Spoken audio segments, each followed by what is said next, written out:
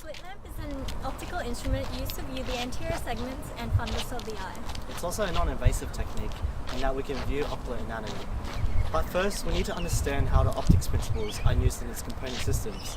And we need to understand how the evolution has resulted in the slit lamp we know today.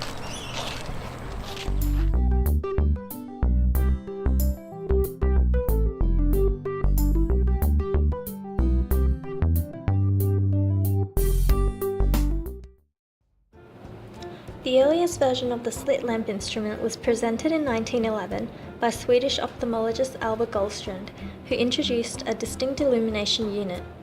It was a refinement of Zehnder and Westein's corneal loop discovered in 1887.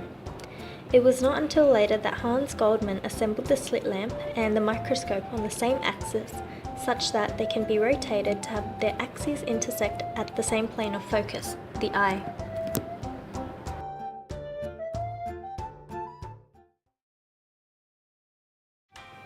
There are two different designs available for the illumination system.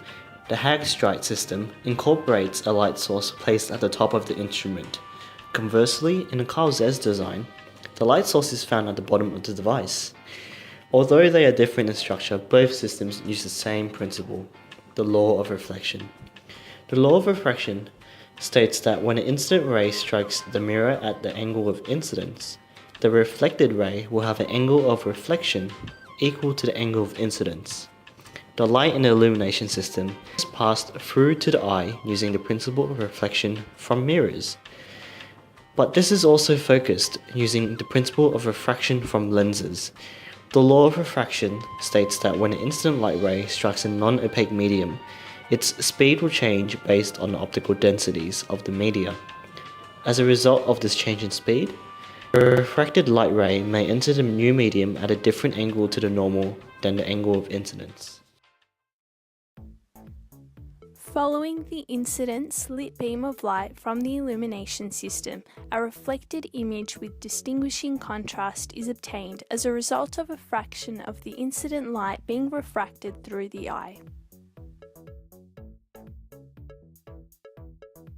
The modern slit lamp employs a Galilean telescope system which provides this functionality at infinity by placing convex and concave lenses behind the objective lens.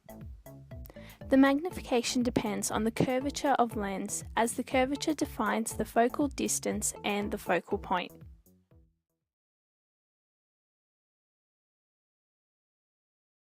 Hello, I'm Dr. Sandy, and this is Siddharth, my patient, who's undergoing an eye examination. This component of the appliance ties all units together and allows for ease of operation. The stereo microscope and light unit can be swiveled around a vertical axis, with the point of focus being the eye. This system consists of a joystick which is used to maneuver both units together around an axial coupling in the X, Y and Z plane. Moreover, patient positioning frame consists of two upright metal rods which are attached to a forehead strap above a chin rest.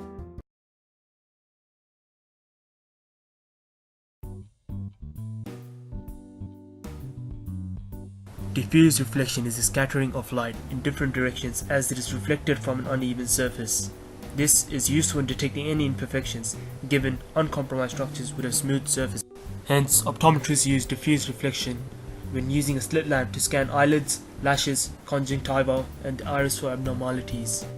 Specular reflection follows a law of reflection where the incoming light hits a flat surface at an angle called the angle of incidence, whilst the light reflected forms the angle of reflection. Optometrist uses a technique that utilizes the 60-degree illumination angle to examine the endothelium layer of the cornea, the tear film, and the crystalline lens. Retroillumination is a form of indirect illumination where the light is reflected off deeper structures of the eye, allows for detection of superficial defects of cornea, scars, and particles in lacrimal film. Sclerotic scatter involves the transmission of light through total internal reflection within the layers of the cornea. This type of reflection occurs when the cornea's refractive index is greater than that of the ear, and the incident angle is greater than the critical angle. Direct focal illumination is the most common method used by practitioners to view all the tissues of the eye's interior. The focus slit is viewed directly by the observer through the microscope. The desired angle between the illumination and viewing axis should be as large as possible.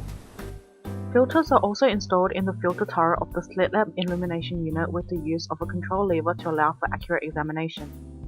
By using fluorescent, microscope imperfections can be detected. A cobalt blue filter of 400 nanometers in wavelength is used with sodium fluorescent dye.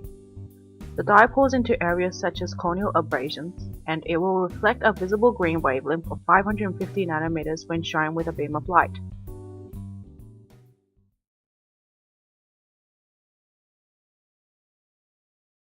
Modern slit lamps use light-emitting diodes or halogen lamps for illumination.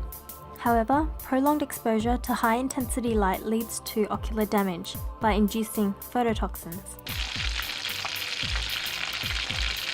Recent developments have minimized this risk, whereby the time of exposure is adequate for diagnosis and brightness is regulated. It is also recommended that the device be used with filters that eliminates UV radiation, hence safety issues are therefore minimal.